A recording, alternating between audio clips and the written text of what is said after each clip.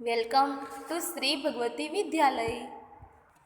આજનો વિષય છે કલોલ, ધોરણ 2, સેમેસ્ટર 2, ચેપ્ટર 6, પર્વતનો મુરબ્બો. અહીંયા બે શબ્દની વાત કરવામાં આવી છે. પહેલો શબ્દ છે પર્વત અને બીજો શબ્દ છે મુરબ્બો. પર્વત તો તમે બધાએ પર્વત જોયેલો જ હશે. આપણે ક્યાંક બહાર ફરવા જઈએ અથવા દેશમાં જતા હોય ત્યારે ઊંચા ઊંચા પર્વતો આવતા હોય રસ્તા પર. તે પર્વતો પથ્થરોના બનેલા હોય છે, તેને પર્વત કહેવામાં આવે છે. અને મુરબ્બો તો મુરબ્બો બધાના મમ્મી ઘરે બનાવે જ છે. તે રસોઈ ઘરમાં જોવા મળે છે.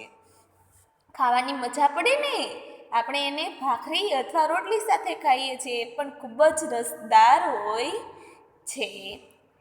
મુરબ્બાની મજા તો મુરબ્બો ખાવાની આપણે ખૂબ મજા આવે છે. નીચે આપ્યું છે ચાલો ગાઈએ ગીતડું. તો આપણે એક વખત ગીત ગાઈએ.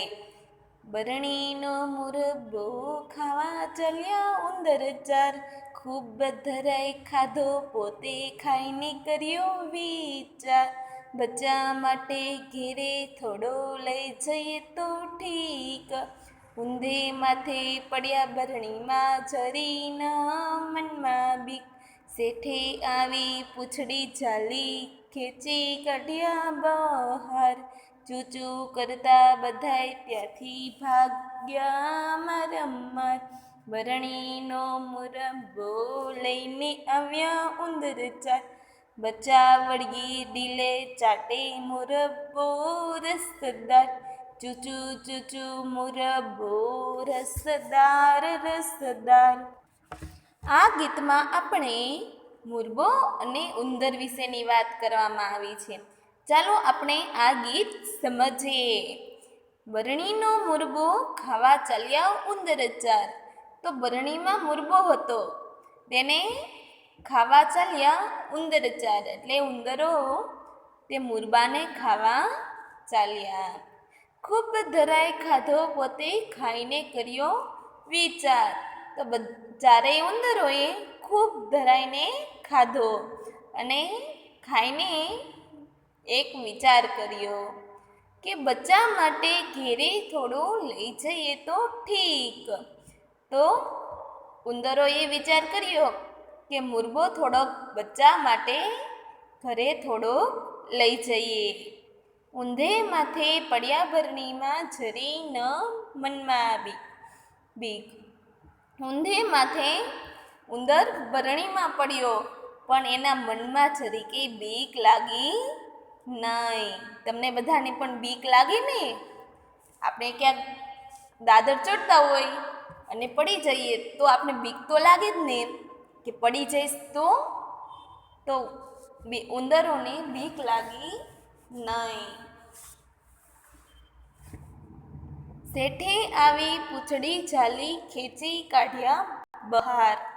તો શેઠ આવ્યા ત્યાં અને ઉંદરની પૂંછડી ઝાલીને તેને ખેંચીને બહાર કાઢ્યા.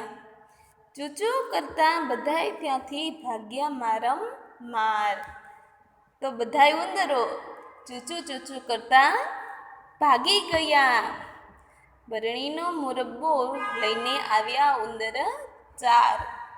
પછી બરણીનો મુરબ્બો તે ઉંદર ચારેય લઈને ઘરે બચ્ચા માટે આવ્યા. બચ્ચા વળગી ડીલે ચાટે મુરબ્બો રસદાર. તો બધાય બચ્ચા તેના ડીલે ચાટવા લાગ્યા. ડીલ એટલે શરીર. કેમ કે ઉંદરો મુરબ્બો લઈને આવે તો શેમાં લઈને આવે? એટલે ઉંદર આખો બરણીમાં પડ્યો, એટલે બરણીનો મુરબ્બો છે ને તેના આખા શરીર પર લાગી ગયો અને પછી બચ્ચા તેના શરીર ઉપર ચાટવા લાગ્યા. મુરબ્બો કેવો હતો? રસદાર.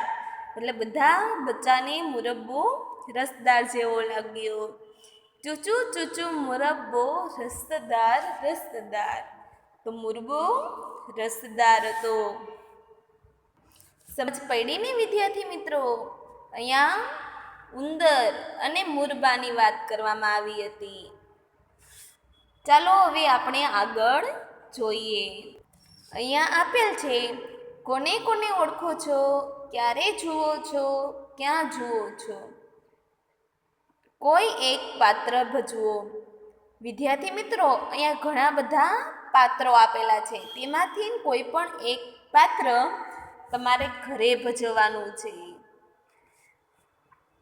અહીંયા પહેલું ચિત્ર છે માટલા કુલ્ફીવાળાનું. તો તે કોણ છે? તો કે કુલ્ફીવાળો. ક્યારે જુઓ છો? બપોરે. ક્યાં જુઓ છો? તો ક્યાં જુઓ વિદ્યાર્થી મિત્રો તમે? મને કહો. તો ક્યાં જુઓ છો? વિચારો તો જરીક. બધાએ વિચાર્યું હશે. જોજો તમારો જવાબ સાચો પડે છે કે ખોટો. તો આપણે કુલ્ફીવાળો રસ્તા પર હોય છે ને ઘણી વખત ઉનાળામાં શેરીમાં પણ આવે છે ને. બાજુનું ચિત્ર છે શાકભાજીવાળો. કોણ છે શાકભાજીવાળો? આપણે તેને કાચીઓ કહીએ ને. ક્યારે જુઓ છો? તો આખો દિવસ હોય છે ને શાકભાજીવાળો. લારી લઈને શેરીમાં આવે અથવા શાક માર્કેટમાં પણ હોય છે. ક્યાં જુઓ છો? શાક માર્કેટમાં હોય છે ને. નીચેનું ચિત્ર કોણ છે? પોલીસવાળો છે ને. ક્યારે જુઓ છો? તો ક્યારે હોય? આખો દિવસ હોય ને. ક્યાં જુઓ છો? પોલીસ સ્ટેશનમાં. ચાલો બાજુનું ચિત્ર કોણ છે? તે ખેડૂત છે. ક્યારે જુઓ છો? આખો દિવસ. ક્યાં જુઓ છો? તો ખેતરમાં હોય, કેમ કે ખેડૂત તેનું કામ ખેતરમાં જ કરતા હોય ને. ચાલો તેનું નીચેનું ચિત્ર કોણ છે? તો દૂધવાળા ભાઈ છે. ક્યારે જુઓ છો? તો દિવસમાં સવારે હોય અને સાંજે પણ હોય. તમારા બધાને ઘરે દૂધ આપવા આવે છે ને. ક્યાં જુઓ છો? તો શેરીમાં આવે છે અને રસ્તા પર પણ હોય છે. બાજુનું ચિત્ર કોણ છે? તો કે ટપાલીવાળા ભાઈ. ક્યારે જુઓ છો? તો બધાની ઘરે બપોરે, સવારમાં અથવા બપોર પછી ટપાલ આપવા માટે આવે છે. ક્યાં જુઓ છો? તો ઘર પાસે. સમજાયું ને વિદ્યાર્થી મિત્રો?